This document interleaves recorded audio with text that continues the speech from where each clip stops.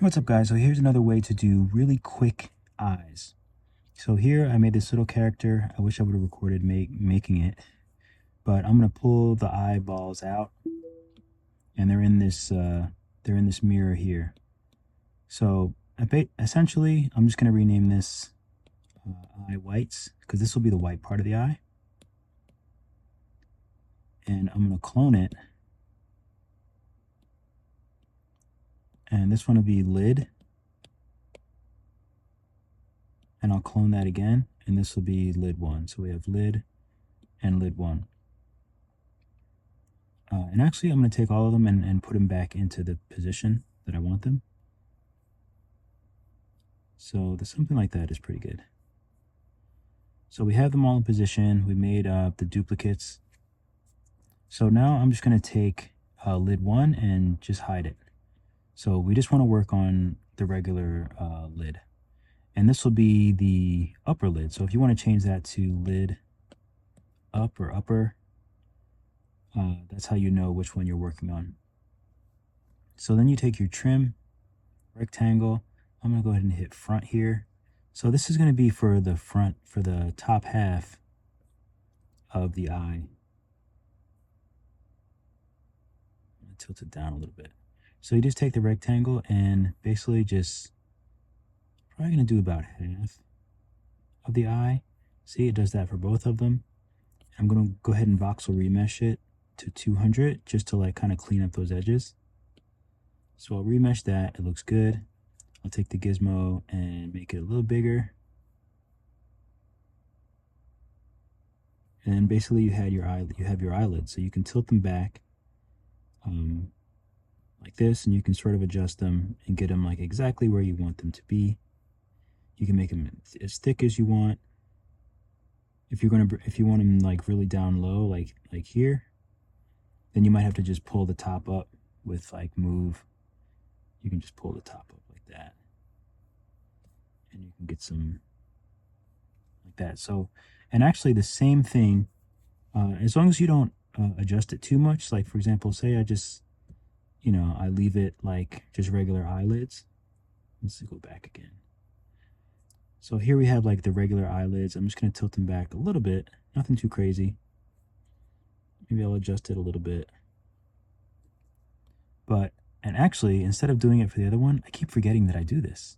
I just clone this, and I'll rename this lid lower.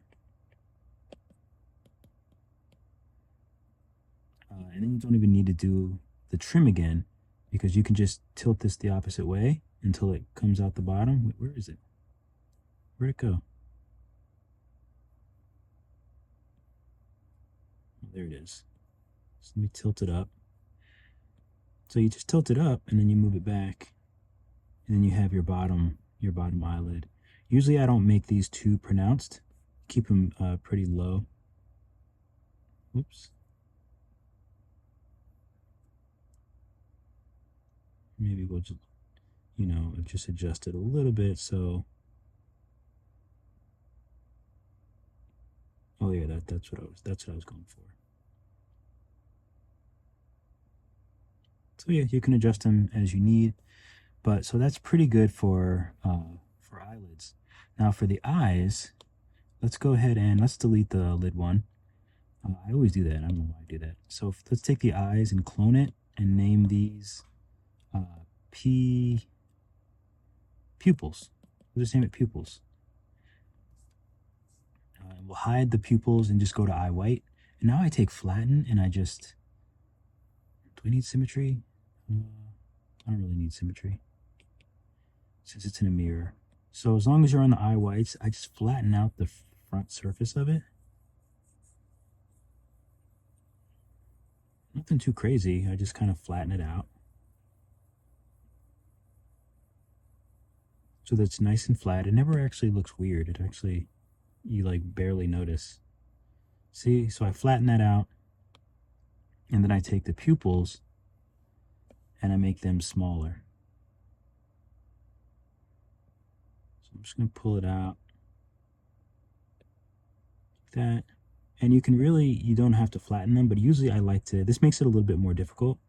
I like to flatten it up but then you have to just like make sure that it's like even on the eye.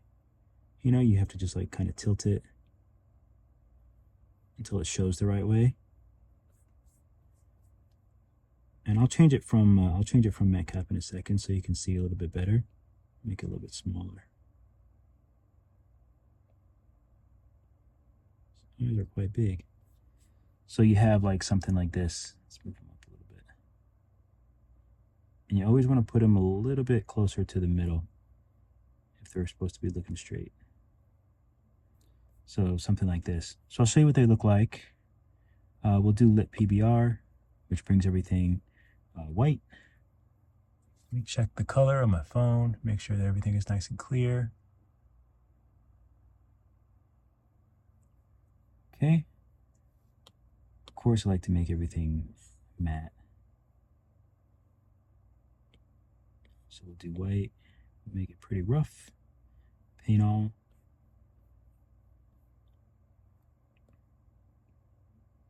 Push it in a little bit.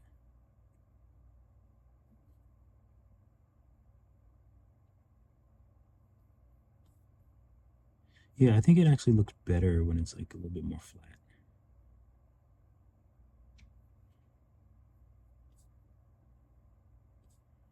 Okay, so we have something like that. And now you can just change the color of these to, let's say we wanted to do black and shiny. You can do that. Let's pull them out a little bit further so they're nice and round.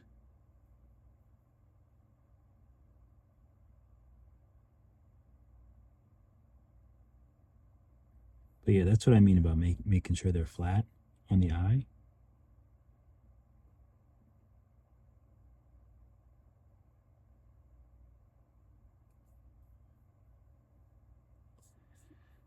Then you just have like cool eyes, and you can let's if we were to color him, so let's do this. This is the body,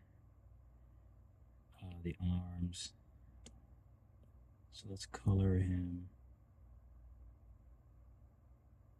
We'll color like this. We didn't do the lids.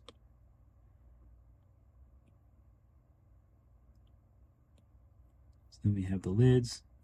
Then you have the eyes. You can also change this to a little bit more of a shine if you want for those eyes as well. That's a cool way to do eyes.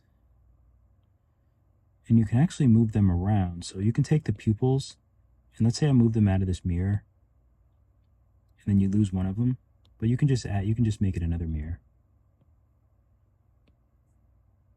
And then you can validate, join children, and once you join them, let's do pivot, reset pivot, then you can sort of like adjust them. So like if you wanted to have them looking in a certain place or something like that.